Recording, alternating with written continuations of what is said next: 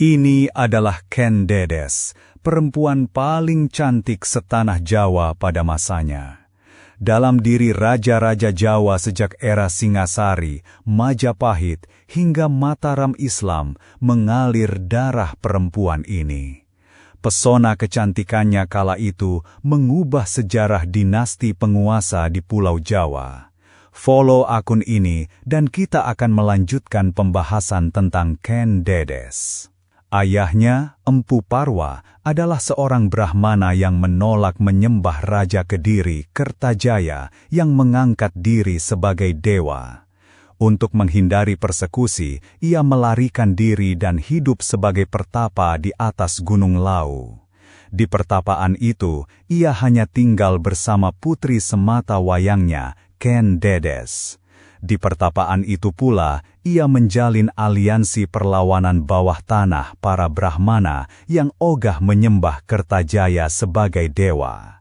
Jaringan ini di lapangan dipimpin seorang pemuda pemberani bernama Ken Arok, sering merampok para pembawa upeti untuk mendukung pergerakan. Kecantikan Ken Dedes termasyhur sampai ke telinga Tunggul Ametung, Aku Tumapel. Tunggul Ametung menculik Ken Dedes dan menjadikannya permaisuri. Empu Parwa menugaskan Ken Arok untuk membebaskan Ken Dedes.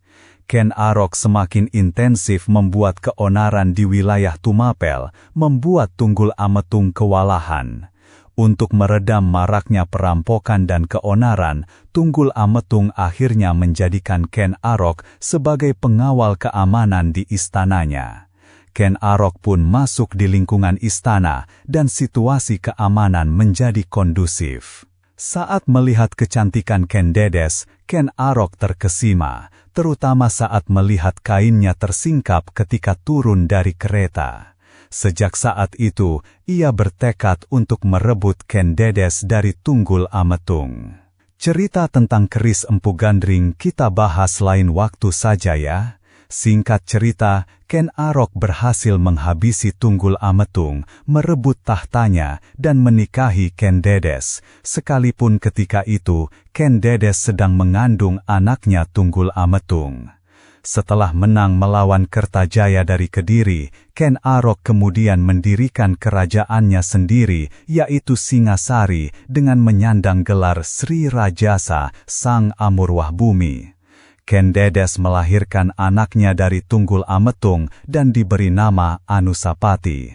Sedangkan dengan Ken Arok, Ken Dedes melahirkan 3 putra dan 1 putri. Keturunan Ken Arok dan Ken Dedes kemudian disebut Wangsa Rajasa, yang memerintah di Singasari, Majapahit, hingga Mataram Islam. Sedangkan Ken Arok dengan istrinya yang lain, Ken Umang, mempunyai putra bernama Tohjaya. Singkat cerita, Anusapati sebagai putra tertua merasa dianaktirikan oleh Ken Arok. Anusapati curhat kepada ibunya, Ken Dedes. Ken Dedes pun membuka rahasia bahwa Anusapati memang bukan anak Ken Arok, tetapi anak Tunggul Ametung yang dihabisi oleh Ken Arok. Anusapati marah dan berniat balas dendam. Karena Ken Dedes tidak bisa membendung niat itu, ia terpaksa merestui Anusapati membalas dendam atas kematian ayahnya. Anusapati berhasil menghabisi Ken Arok dengan keris yang diberikan oleh Ken Dedes, keris yang sama yang digunakan Ken Arok menghabisi Tunggul Ametung.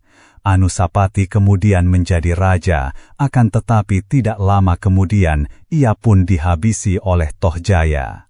Tohjaya gantian berkuasa, tetapi tidak lama Tohjaya berkuasa, ia digulingkan oleh anak-anak Ken Arok dari Ken Dedes. Selanjutnya, tahta Singasari berada dalam genggaman keturunan Ken Arok, yakni dinasti Rajasa. Meski telah menjadi ibu bagi para raja yang berkuasa di tanah Jawa, tetapi hati Ken Dedes adalah hati yang hancur.